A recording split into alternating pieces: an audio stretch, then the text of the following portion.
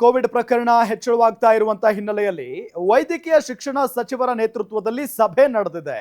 ಅಧಿಕಾರಿಗಳ ಜೊತೆಗೆ ಸಚಿವ ಶರಣ್ ಪ್ರಕಾಶ್ ಪಾಟೀಲ್ ಅವರು ಚರ್ಚೆಯನ್ನ ನಡೆಸಿದ್ದಾರೆ.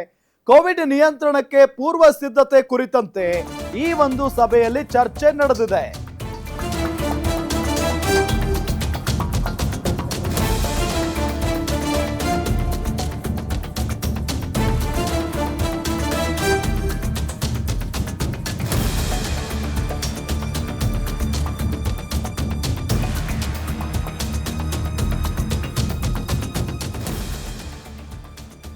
ವಿಡಿಯೋ ಕಾನ್ಫರೆನ್ಸ್ ನ ಮುಖೇನ ಸಚಿವರು ಮಾತುಕತೆಯನ್ನ ನಡೆಸಿದ್ದಾರೆ.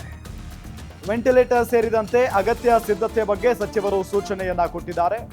ರಾಜ್ಯದಲ್ಲಿ ಕೋವಿಡ್ ಪ್ರಕರಣಗಳ ಸಂಖ್ಯೆ ದಿನನಿತ್ಯ ಹೆಚ್ಚಳ ಆಗ್ತಾನೆ ಇದೆ. ಈ ಹಿನ್ನೆಲೆಯಲ್ಲಿ ವೈದ್ಯಕೀಯ ಶಿಕ್ಷಣ ಸಚಿವರ ನೇತೃತ್ವದಲ್ಲಿ ಸಭೆ ನಡೆದಿದೆ. ಶರಣ್ ಪ್ರಕಾಶ್ ಪಾಟೀಲ್ ಅವರ ಜೊತೆಗೆ ಅಧಿಕಾರಿಗಳು ಚರ್ಚೆಯನ್ನ ನಡೆಸಿದ್ದಾರೆ. ಕೋವಿಡ್ ನಿಯಂತ್ರಣಕ್ಕೆ ಪೂರ್ವ ಸಿದ್ಧತೆ ಕುರಿತಂತೆ ಚರ್ಚೆಯನ್ನ ನಡೆಸಿರೋದು. ಕೋವಿಡ್ ನಿಯಂತ್ರಣಕ್ಕೆ ಸಂಬಂಧಪಟ್ಟಂತೆ ಪೂರ್ವ ಸಿದ್ಧತೆ ಯಾವ ರೀತಿಯಾಗಿರಬೇಕು ಅನ್ನೋದರ ಬಗ್ಗೆ ಅಧಿಕಾರಿಗಳಿಗೆ ಕೆಲವೊಂದಿಷ್ಟು ಸಲಹೆ ಸೂಚನೆಗಳನ್ನ ವೈದ್ಯಕೀಯ ಶಿಕ್ಷಣ ಸಚಿವ ಶರಣ್ ಪ್ರಕಾಶ್ ಪಾಟೀಲ್ ಅವರು ಕೊಟ್ಟಿದ್ದಾರೆ. ಸರ್ಕಾರಿ ಮೆಡಿಕಲ್ ಕಾಲೇಜು ಆಸ್ಪತ್ರೆಗಳ ನಿರ್ದೇಶಕರೊಂದಿಗೆ ಮಾತುಕತೆಯನ್ನ ನಡೆಸಿರೋದು, ಅದು ಕೂಡ ವಿಡಿಯೋ ಕಾನ್ಫರೆನ್ಸ್ ನ ಮುಖೇನ. ವೆಂಟಿಲೇಟರ್ ಸೇರಿ ಅಗತ್ಯ ಸಿದ್ಧತೆ ಬಗ್ಗೆ ಸಚಿವರು ಸೂಚನೆಯನ್ನ ಕೊಟ್ಟಿದ್ದಾರೆ ಅನ್ನೋದು ಗೊತ್ತಾಗ್ತಾ ಇದೆ. ಅಂದ್ರೆ ಈಗ ಕೇವಲ ಬೆಂಗಳೂರಿನಲ್ಲಿ ಮಾತ್ರ ಅಲ್ಲ, ರಾಜ್ಯದ ಬಹಳಷ್ಟು ಜಿಲ್ಲೆಗಳಲ್ಲೂ ಕೂಡ ಕೋವಿಡ್ ಆತಂಕ ಶುರುವಾಗಿದೆ. ಶಿವಮೊಗ್ಗದಲ್ಲಿ ನೋಡಿ, ಒಂದು ಕೋವಿಡ್ ಪಾಸಿಟಿವ್, ಮೊದಲ ಕೋವಿಡ್ ಪಾಸಿಟಿವ್ ಪತ್ತೆಯಾಗಿದೆ. ಬೆಳಗಾವಿಯಲ್ಲಿ ಪತ್ತೆಯಾಗಿರೋದು. ಹೀಗೆ ಬೇರೆ ಬೇರೆ ಜಿಲ್ಲೆಗಳಲ್ಲೂ ಕೂಡ ಕೋವಿಡ್ ಪಾಸಿಟಿವ್ ಸಂಖ್ಯೆ ಜಾಸ್ತಿ ಆಗ್ತಾ ಇದೆ. ಈ ಹಿನ್ನೆಲೆಯಲ್ಲಿ ಯಾವ ರೀತಿಯಾದಂಥ ಪೂರ್ವ ಸಿದ್ಧತೆ ಇರಬೇಕು, ಅಧಿಕಾರಿಗಳು ಜೊತೆಗೆ ಸರ್ಕಾರಿ ಆಸ್ಪತ್ರೆಗಳು, ಖಾಸಗಿ ಆಸ್ಪತ್ರೆಗಳಲ್ಲಿ ಯಾವ ರೀತಿಯಾದಂಥ ಪೂರ್ವ ಸಿದ್ಧತೆ ಇರಬೇಕು, ಇದೆಲ್ಲದಕ್ಕೆ ಸಂಬಂಧಪಟ್ಟಂತೆ ಈಗ ಚರ್ಚೆ ನಡೆದಿದೆ.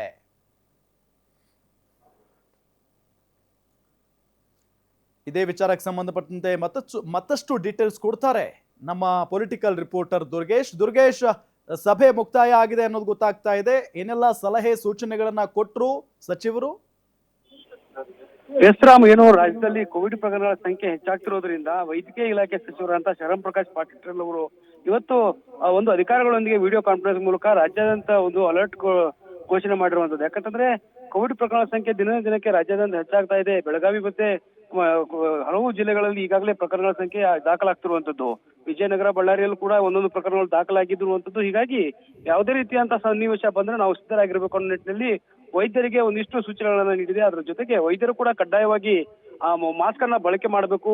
ಯಾಕಂದ್ರೆ ಆಸ್ಪತ್ರೆಗೆ ಸಾಕಷ್ಟು ರೋಗಿಗಳ ಸಂಖ್ಯೆ ಬರೋದು ಹೆಚ್ಚಾಗಿರುತ್ತೆ. ಹೀಗಾಗಿ ಯಾವುದೇ ರೀತಿಯಂತ ನಿರ್ಲಕ್ಷ್ಯವನ್ನು ವಹಿಸಬಾರದು ಅನ್ನೋ ನಿಟ್ಟಿನಲ್ಲಿ ಸಾಕಷ್ಟು ಇವತ್ತು 1 ಗಂಟೆಗಳ ಕಾಲ ಶರಣ್ ಪ್ರಕಾಶ್ ಪಾಟೀಲ್ ಅವರು ವೈದ್ಯಕೀಯ ಸಚಿವರಾಗಿ ವೈದ್ಯರ ಜೊತೆಗೆ ಸಭೆಯನ್ನು ನಡೆಸಿರುವಂತದ್ದು. ಅದರ ಜೊತೆಗೆ ಯಾವ ರೀತಿ ಸ್ಯಾನಿಟೈಸರಿಂಗ್ ಮಾಡಬೇಕು, ಮಾಸ್ಕ್ ಗಳನ್ನ ಬಳಕೆ ಮಾಡಬೇಕು, ಅದರ ಜೊತೆಗೆ ವೈದ್ಯರಿಗೆ ಯಾವುದೇ ರೀತಿಯಾದಂತಹ ತೊಂದರೆಗಳು ಆಗದ ಜೊತೆಗೆ ರೋಗಿಗಳು ಯಾವ್ದಾದ್ರು ಕೋವಿಡ್ ಪ್ರಕರಣಗಳು ಬಂದ್ರೆ ಸಾರಿ ಪ್ರಕರಣಗಳನ್ನ ಟೆಸ್ಟ್ ಮಾಡಿ ಒಂದು ಕೋವಿಡ್ ವಾರ್ಡ್ ಅನ್ನ ಕೂಡ ನಿರ್ಮಾಣ ಮಾಡುವಂತ ಪರಿಸ್ಥಿತಿ ಬಂದ್ರೆ ಅನಿವಾರ್ಯ ಬಿದ್ರೆ ಮಾಡಿ ಅನ್ನುವಂತ ಸೂಚನೆ ನೀಡಿರುವಂತದ್ದು. ವೈದ್ಯರಿಗೆ ಎಲ್ಲ ರೀತಿಯ ಸೌಕರ್ಯಗಳನ್ನ ಮತ್ತು ಉಪಕರಣಗಳನ್ನ ಕೊಡುವಂತ ಕೆಲಸವನ್ನ ಮಾಡಿದ್ದಾರೆ. ಅದರ ಜೊತೆಗೆ ಯಾವ ರೀತಿಯಾದ ಕೊರತೆ ಇದ್ರೂ ಕೂಡ ನಮ್ಮ ಗಮನಕ್ಕೆ ತನ್ನಿ ಅನ್ನುವಂತ ಮಾಹಿತಿಯನ್ನು ಕೂಡ ಹೇಳಿರುವಂತದ್ದು. ಅದರ ಜೊತೆಗೆ ವ್ಯಾಕ್ಸಿನೇಷನ್ ಆಗಿರ್ಬೋದು, ವೆಂಟಿಲೇಟರ್, ಆಕ್ಸಿಜನ್ ಕೊರತೆ, ಈ ರೀತಿಯ ವ್ಯವಸ್ಥೆಗಳನ್ನೆಲ್ಲವನ್ನು ಕೂಡ ಮಾಡಿಕೊಳ್ಳಿ ಅನ್ನುವಂತ ಸೂಚನೆಯನ್ನ ನೀಡಿರುವಂತದ್ದು. ರಾಮ್, ಓಕೆ, ಥ್ಯಾಂಕ್ ಯು ತಮ್ಮೆಲ್ಲ ಮಾಹಿತಿಗಾಗಿ ದುರ್ಗೇಶ್.